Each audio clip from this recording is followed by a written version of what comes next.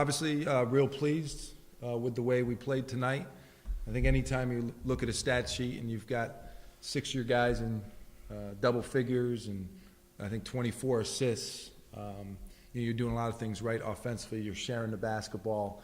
You're making the right plays on offense. And that's why we shot such a high percentage. That's why we had success tonight. I was equally happy with our defensive effort. That's been one of our weaknesses early on.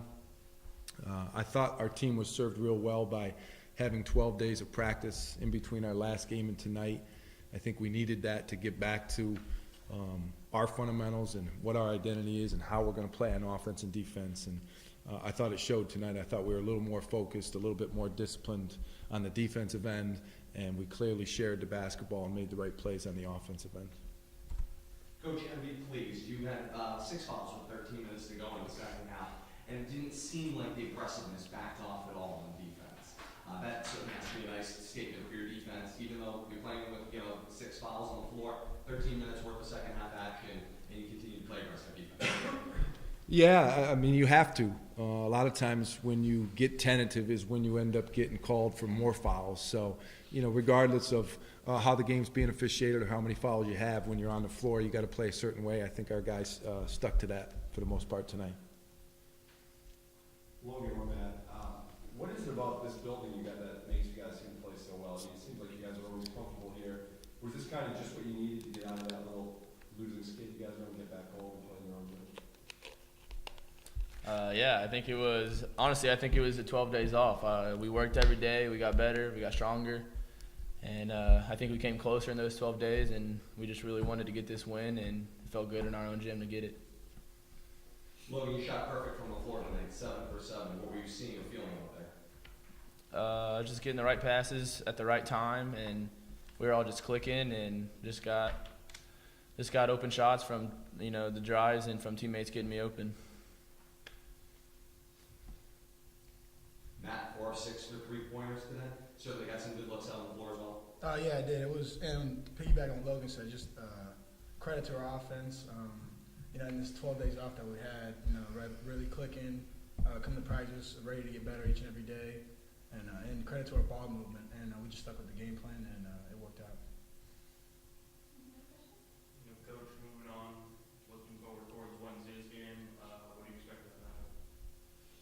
Well, BU's a good team. They play in the Patriot League. It's a good conference.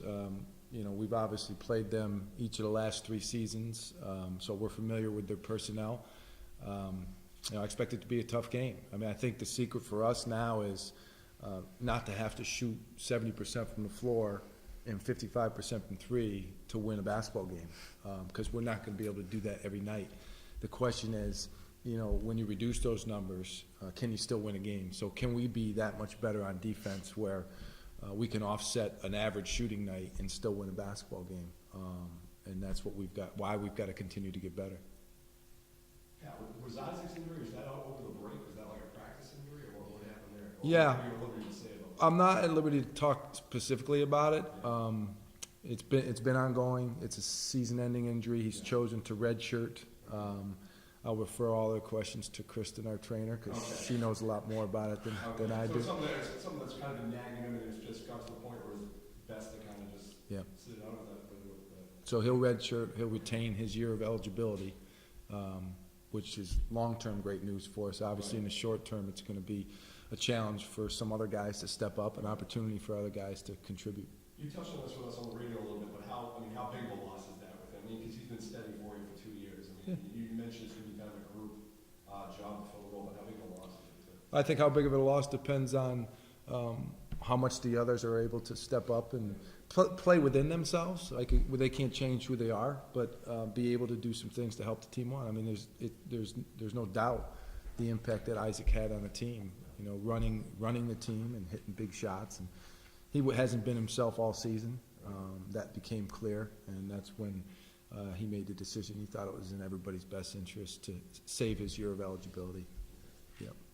Coach, prior to the game, the Team Impact Day recognition, Nathaniel Fortes, talk about the importance of that to your program, and certainly the ability to support a youngster who's battling some serious illness away from the floor is bigger than the game. Yeah, I mean, it was hard not to be touched by the ceremony when they were talking about Nathaniel and calling his name. And I think in the short period of time that he's become a part of our family, we've grown close to him and really appreciate the time that we spend with him.